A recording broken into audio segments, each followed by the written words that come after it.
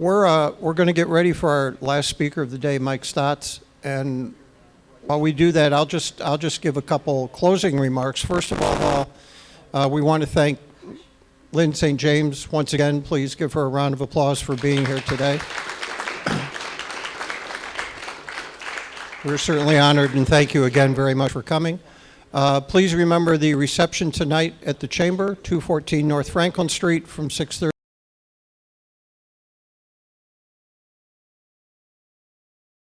Beginning at 9 o'clock, and we hope you will come back and visit us again and bring a friend. And thank you very much for your attention and respect for our speakers, and it's been fun. Thanks very much. We'll see you at the reception. We'll see you tomorrow, and again, Lynn, thanks very much for coming.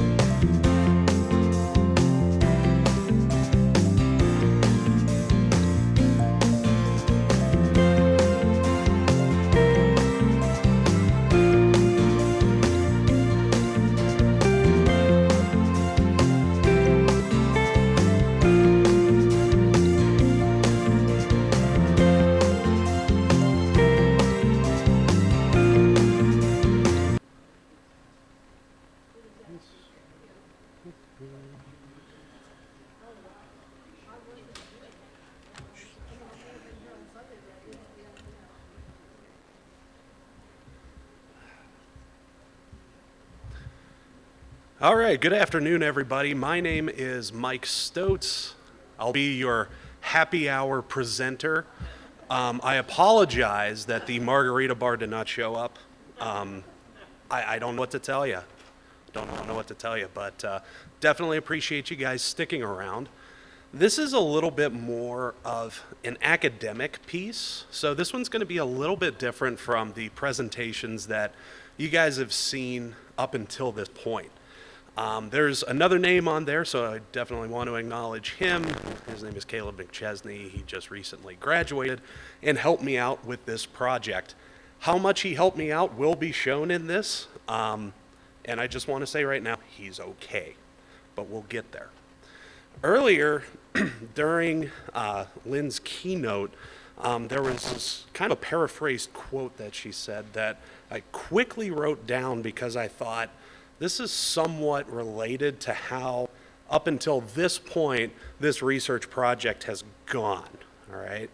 And the quote was, there aren't enough women drivers to portray the depth within the sport, which also kind of went on to mean, you know, the administrators and such across the sport. But here, and how it really comes into this presentation is, there's a lot more opportunity for not just historical research, but academic research across various disciplines that really isn't being harnessed at this point.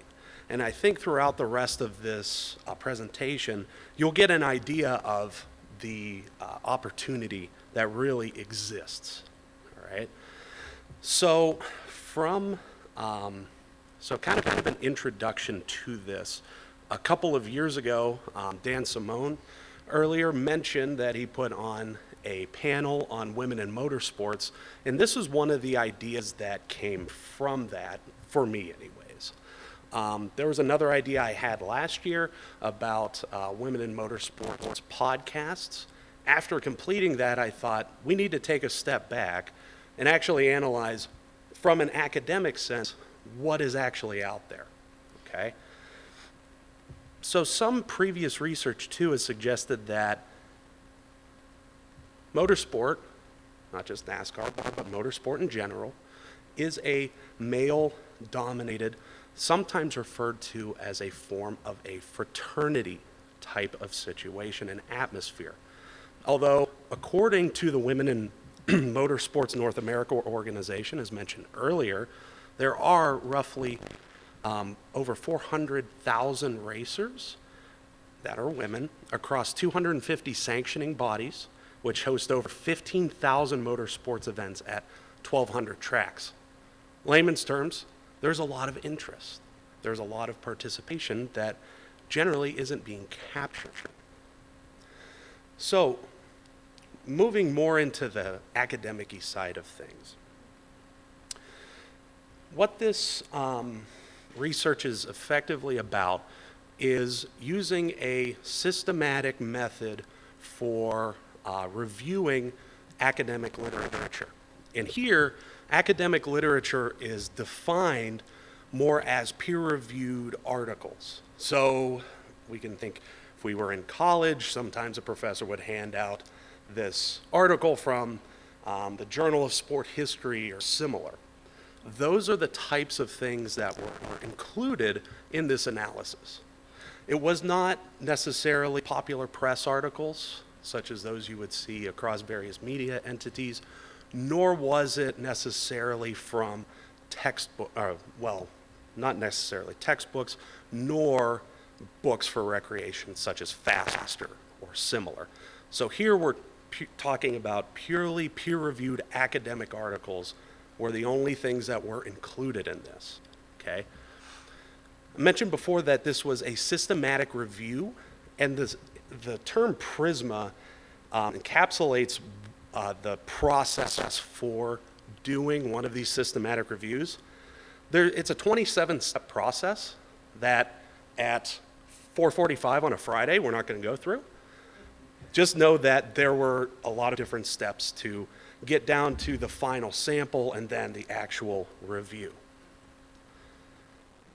So where we got all of the academic articles from were two giant databases. Maybe most of us haven't heard of either of these, but essentially think of them as an internet repository for what you would find at a massive library, okay? The first one in particular, EBSCO Host. EBSCO Host has a number of different databases in which almost any topic you can think of, there's probably some academic literature out there.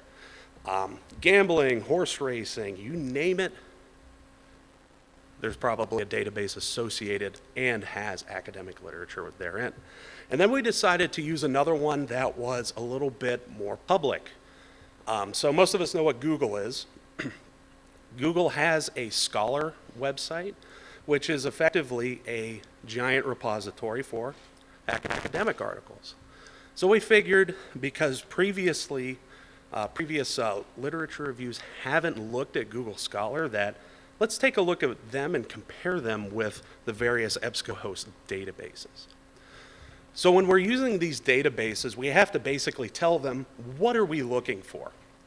So the first indented sum point are the general search terms that we used for each database. And we'll go over a little bit later how many results came up. But as you can see, we're trying to encapsulate women in sport and women in motorsport being the prime focus of the article in some form or fashions. For this, there were a number of exclusions from our results list, which included horse racing, drones, planes, boats, cycling, skiing, foot racing, and baby formula as it would relate to Formula One. That was one we had to exclude. So, for the eligibility status of the articles, they had to be complete, obviously, and in one of the languages shown on the screen, English or German. I am not the German speaker in here, so that one went more towards my student. For the selection of the articles, broadly speaking, we first looked at the title of whatever the article was, as well as the abstract.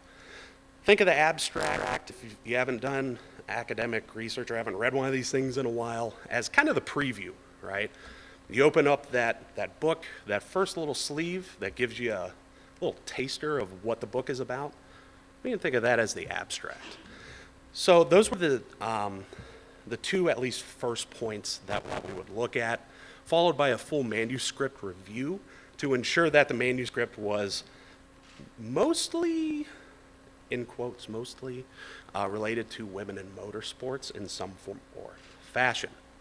We also had to come together on one or two articles where it was kind of iffy on whether or not they should be included. We did come to full consensus for both of them. Okay. So as I said, there were 27 steps. These are 3 of them. Once we got the general database results, okay? So think of when you do a general Google search for something, it'll say displaying 10 of blank amount of results. Kind of a similar thing would come up. The first round was a general screening in which generally look, title, abstract, does it include our search terms or is it primarily about our search terms? If yes, even vaguely yes, we would keep it around. The second one was we took all of the articles that got through the first round and did a little bit more of an independent deep dive on them. At this point, there were a couple of articles that for some reason would come up blank, meaning there was no text available to them, or they would come up in either English, in not English or German, so we threw them out. And then the third round was really compiling everything or all of the manuscripts themselves into one form so we could dive in and see what they were saying.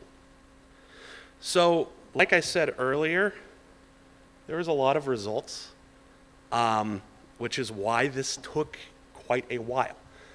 I should also mention that this is really phase 1 of this, so we're going to go back and do some other things that I'll talk about a little bit later. But the first bullet point is identification of the articles. So how many search results came up after we put in all of the different search criteria? Women in motorsports, women in NASCAR, women in Formula One, et cetera, et cetera. Of that, within the generally academic private databases, about 600 results came forward. Through Google Scholar, the public site, over 6 million. Like I said, this took a while. My undergraduate student is okay. He was happy to be done, and so was I. So the next step was the screening step, in which we took all of those and reduced them down to what could possibly be a winning match for what we were looking for. The next part, we looked at the full text articles and excluded those that, for whatever reason, wouldn't make the cut, and finally ended up with a final sample base for women in motorsport, academic, peer-reviewed research articles of 12. Starting with over 6 million, I'm not going to do math because it's Friday, but starting with over 6 million, that number may seem a little bit low. Across other forms of academic research, there are similar literature reviews that have only 9 articles. So this was actually somewhat of an encouraging sign for us. Here's where the articles came up and the frequency of the year that they came up.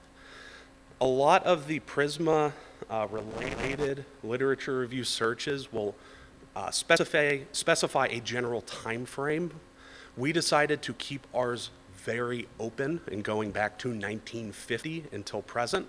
A lot more of them are constrained.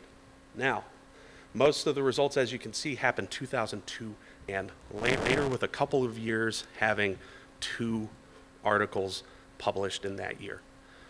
Where they ended up, this one is a little bit hard to read, but these were the journals where these articles were coming up.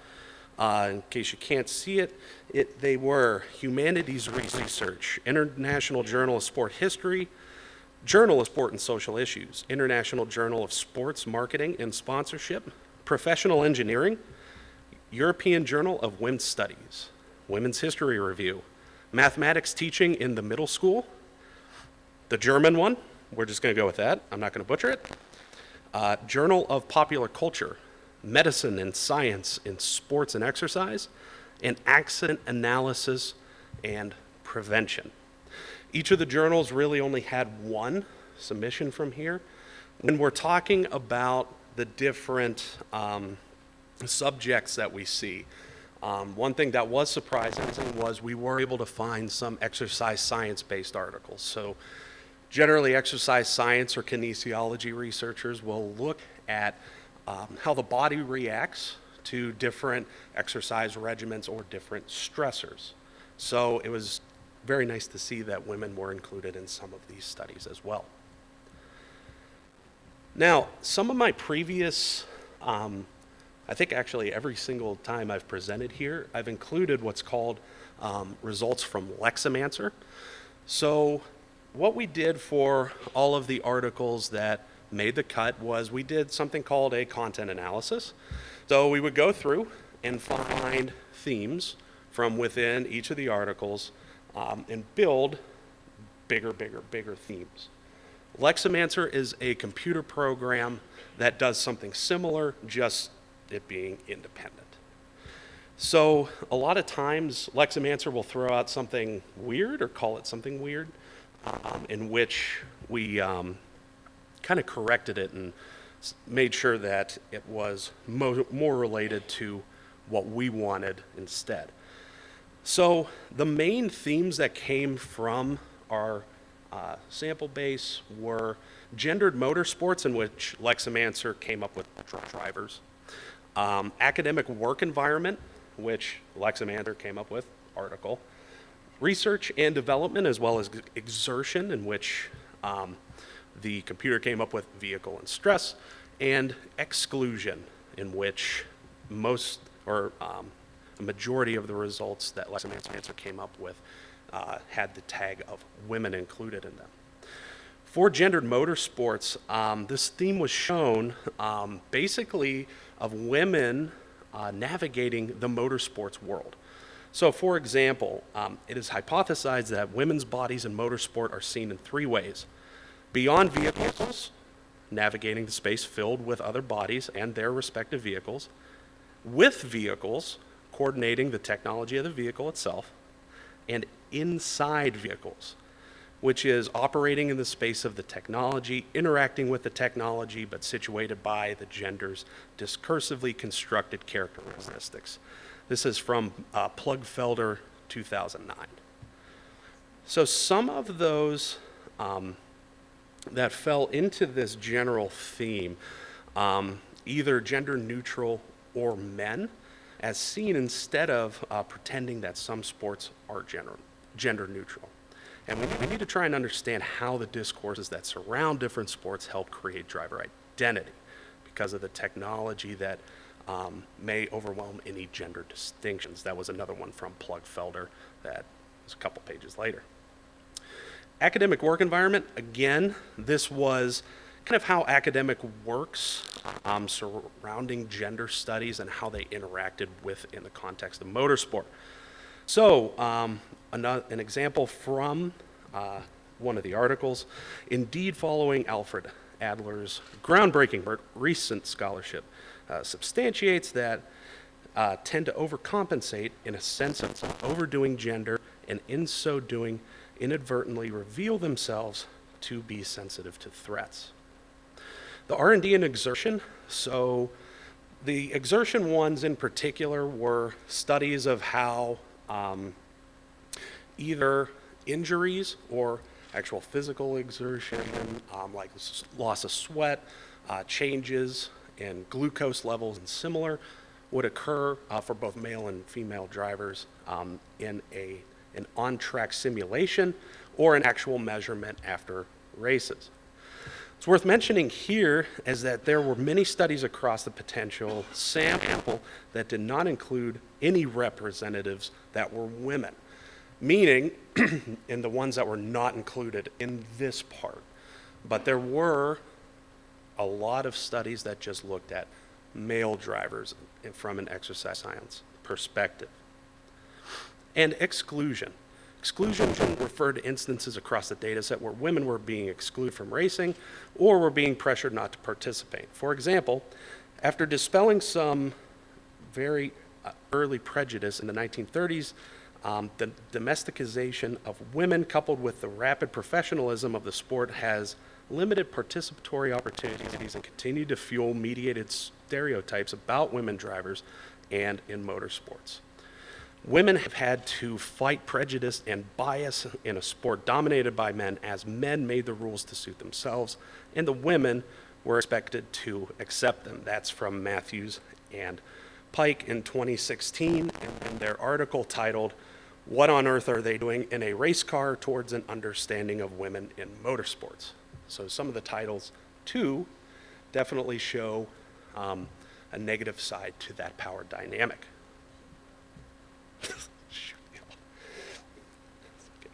The post hoc analysis. So after looking at these results, one of the things we wanted to see was how different would this be if we basically didn't use those 27 criteria that I talked about, but reduce that list down to basically say, okay, if an article mentions women in any form or fashion through the full text, how would those results differ? So we basically did the same thing over again, and my student got mad, and then he got over it. He's still alive. It's fantastic. So the post hoc results, and post hoc here means we did an experiment, we thought of something funny afterwards, so we're going to chase that rabbit down that rabbit hole and see what happens. Okay. So we had three general themes for this one, which included competition and fandom, which Lexamancer said was racing and NASCAR, gendered motorsports, which Lexamancer pumped out with women and Faye Taylor. Faye Taylor was one of the subjects for one of the manuscripts, and it was interesting to see that the computer analysis pumped that out as a separate theme, right? As you can kind of see on your top right, that little purple bubble up there. And then measurements, which is basically how did the original authors, what did they do with their experiment, which Lexamancer came up with used. So for these, were really, the differences were pretty stunning in that there was a little bit of crossover, but for whatever reason, an independent computer pumped out one of the articles itself as its own theme. So we kind of found that interesting there. And most of the results were geared towards men in that portion, male drivers. So some of the discussion bits to start to wrap this bad boy up is when we started this, I told my student I would be surprised if there were 6 or 7 articles, thinking that might be the high end of things. We were pleasantly surprised on that front, but there's definitely a lot more work that can be done from an academic sense. We obviously need to look for different ways to analyze women in motorsports from different perspectives. We need to keep doing the history stuff. We need to get the history stuff out there a little bit more. But some of the speculation as to why we're not able to do that is in many of the history articles themselves, we found that, yes, the article included a substantial amount of an racing overview of the women driver from a biographical sense, but it was usually tied to something else. So we mentioned Faye Taylor earlier, and in the article that was basically a biopic of Faye Taylor, it starts off mostly describing her as a racer, some of the public renown that she had, but eventually goes into her her life, her political feelings, which were overwhelmingly fascist, and her interactions with MI5 and the CIA because of those fascist leanings.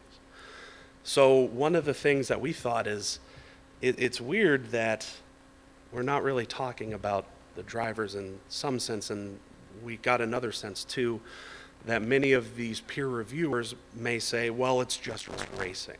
We need a little bit more. And we argue that you don't really need that now. There's obviously a crowd of folks who have an interest in this at 5 o'clock on a Friday, sitting here listening to a paper on academic papers. I think we can get a lot of things going, particularly through SAH and a shameless plug for my journal, JMCH. So to end with, one of the articles actually had some cool photos about the Red X around Australia trials around the 1950s. So picture one was the Women's Weekly magazine crew that entered the Red X around Australia and featured an all-women's team, which included ex-military members. Picture two features Winifred Conway, who, when trying to find sponsorships for the Red X around Australia races in 1953, had to call over 100 businesses to secure minor sponsorships for her vehicle.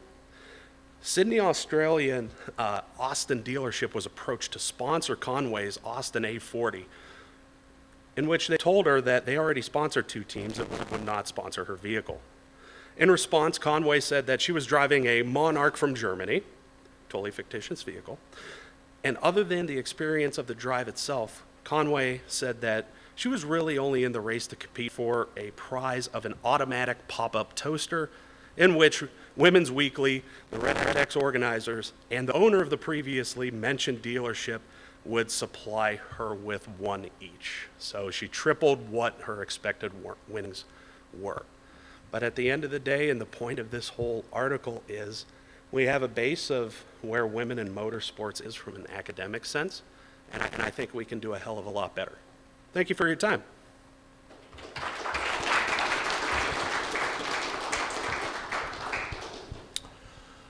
Wow.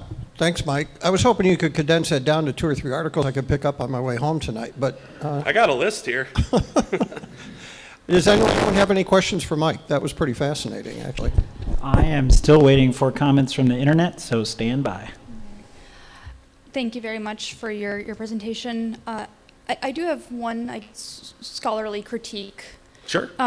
When you use search terms that you're limiting the title and going abstract to women, I think you are very much presenting a narrow perspective, right? It's articles that are focusing on women as other, right? It's harping on the fact that they're women, versus the numerous articles that are out there discussing, racing drivers who are quite successful who happen to be women, and I just think that perhaps colors some of the results that you wind up with and how narrow they are. Yes. So, like as I mentioned in the beginning, this is part one. Part two was getting more and more at that, of looking at successful drivers who happen to be women and including them in the search terms. After 5 million, we needed a break. 6 million, whatever it was. So, like I said, this is part one. I expect there to be a little bit more. But yeah, thank you for your comment. Eric, do we have any internet questions? They've been chatting a lot while you've been presenting, but no questions yet, Mike. Hi, internet people. They can hear you. Oh, Come on, internet people, let's go. Oh, here we go. All right. Francis, the Baconator, says, is there an increase in the frequency of literature as we are starting to focus more on the history of women in motorsports and are pushing for more participation? The only, I guess, I wouldn't even call it hardcore great evidence to back up Francis the Baconator's comment is would be this slide of the frequency of publications per year, in which, there were 2 in 2023, and kind of suggests that there's more of an uphill or a positively going trend post 2015, but I mean, there's really not enough data points to even make that point for sure, but subjectively, yeah, you might be onto something there. Great name, Francis the Baconator. A follow-up to that, you show 11 out of the 12 in there. Do you remember where the 12th one was, what year it was in? 2, 4, 8, 9, 10. Wow, so I do. I would have to look back on my sheet on that. Because that tells me Yeah. there is a trend Yes. since 2000, let's say, that there is an increase in it. And certainly, I think everybody's awareness of people that are working outside of the normal standards of jobs, right? So I think the same thing would apply to male nurses, for instance. You would find out that there's more written on those types of things since the years 2000 or someplace there and up, because we're putting more focus in our world today on it's acceptable, it's okay for people to do the non-standard, if you will, occupations. Yeah, trying to find the year of that one. I mean, my wife is an engineer. She graduated in '79.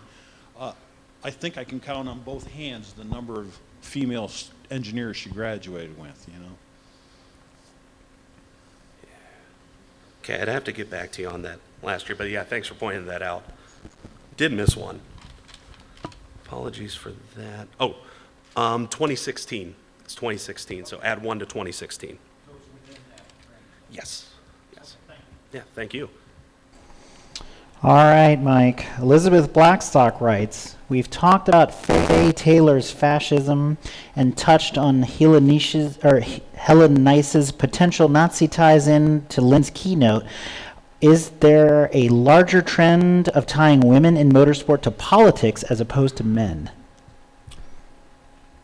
Maybe for academic research. Another one of the articles, to give an example, from the expanded search was about, it occurred during the Bush versus Gore presidential race, and it was about NASCAR dads and protective mothers. I forget the exact term that was used there, but it did seem that there was, maybe not to the extent of it being substantial, but there was evidence of some politicalization there, for sure.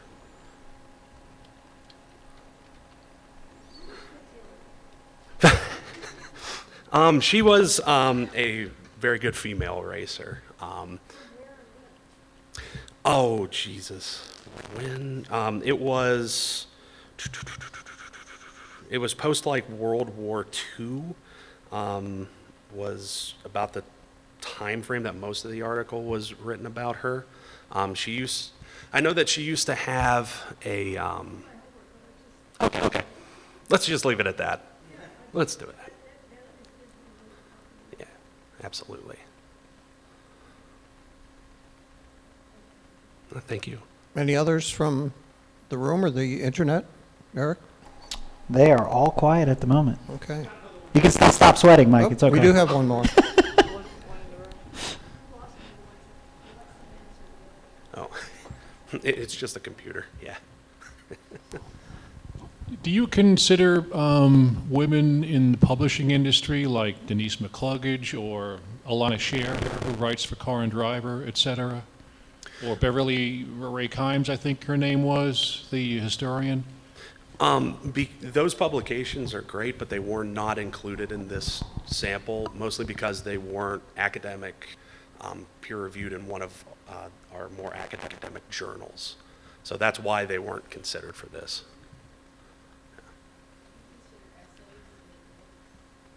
Essays and books, yes, so there was one, the mathematics teaching in middle school, but really that was the only one that we found through this search process. I'm sure there's more, which kind of speaks to redefining the search terms as well.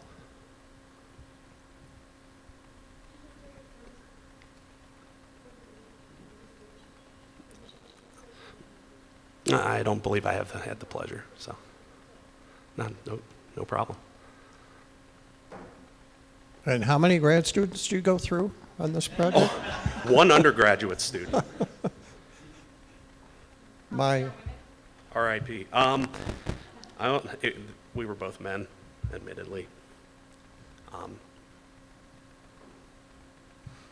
well, thanks, Mike. That was fascinating. Thank you all.